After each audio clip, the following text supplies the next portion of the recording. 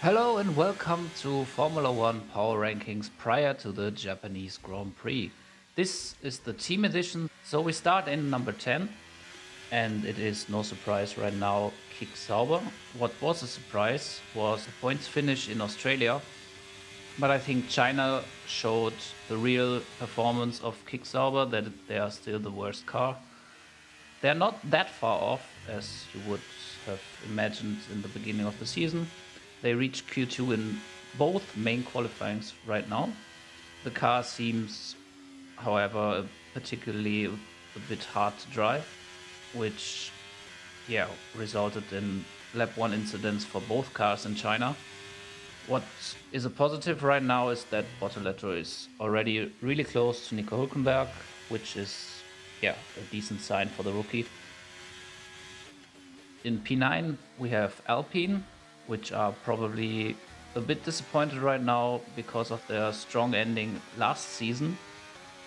The pace in qualifying in particular is a bit worrying, and right now they are the only team without a point yet. What is positive right now is that Doohan is quite close to Gasly in the qualifying, but for me personally, he has too many incidents right now. And for Gasly, he is close to the points. He finished P11 in both races before the disqualification came in China. But Alpine is actually probably one of the teams that might already focus on 2026 right now.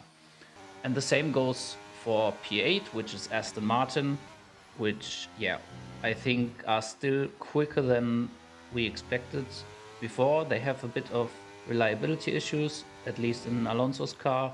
He, finished or not finished the race in China due to a brake failure. But Lance Stroll actually right now is surprisingly good. He did less mistakes that you would expect from him, particularly in Australia, where he didn't do any mistakes. He drives consistent. I think he finished in the points in every event right now. And what is positive also that Alonso was in front of him in both races before he DNF'd. So Aston Martin a bit more positive as you would expect before the season. And P7 is actually a bit difficult to rate because it's Haas and they had two completely different events. After Australia, they would have been probably last in this rating.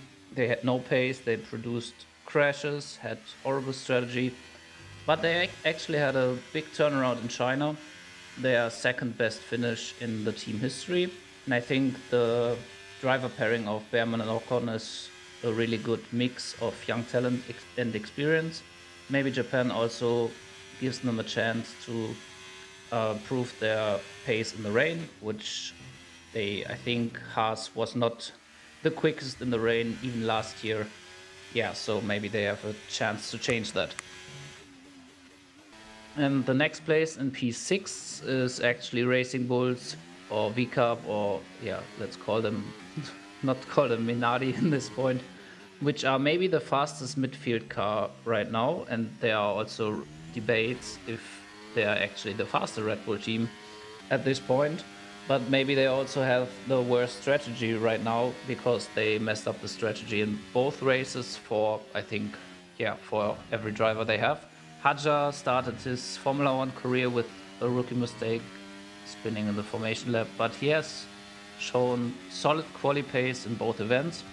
And with the driver changes right now, with Lawson coming back to VCAP, they are the most inexperienced lineup on the grid, which can be an issue in the development.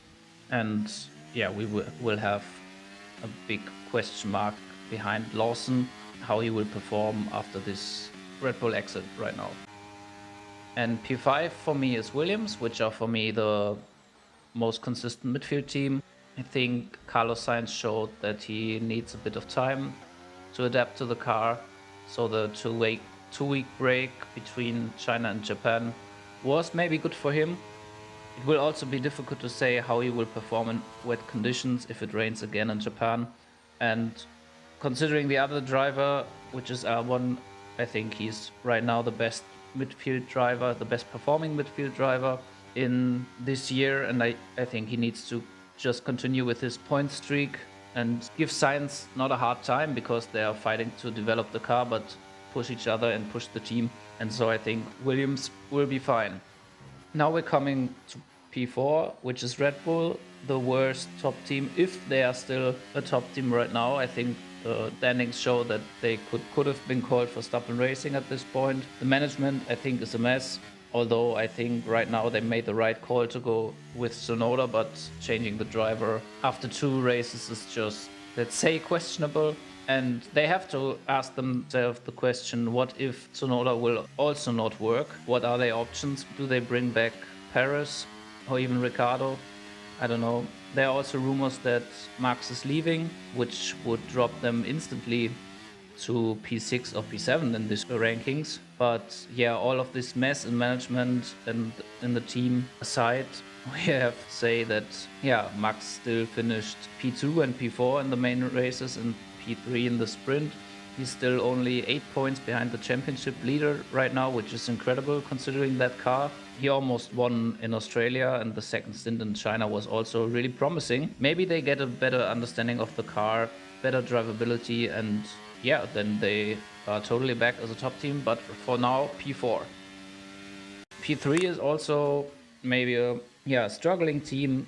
Like Red Bull, they're struggling operationally, so they can't get the strategy right in Melbourne. It's Ferrari, I should have mentioned, it's Ferrari. They are P3 in my rankings. They went from P1 in the sprint and a dominant performance by Lewis Hamilton to a double DSQ and not really good pace in the main event. They were probably 4th fastest car there. They had bad strategy in Melbourne as well, which is promising is that Hamilton is already close to Leclerc. He won his only 2nd race in the sprint in China. There is potential in the car.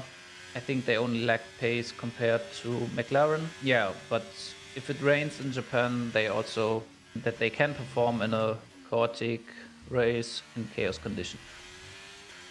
Right now, P2 for me is Mercedes. I think Russell until now was flawless. Yeah, you can compare him to Verstappen, but we see driver rankings tomorrow. And I think he still missed the Saturday, but he also performed on Sunday. I think particularly his qualifying in China was really, really good.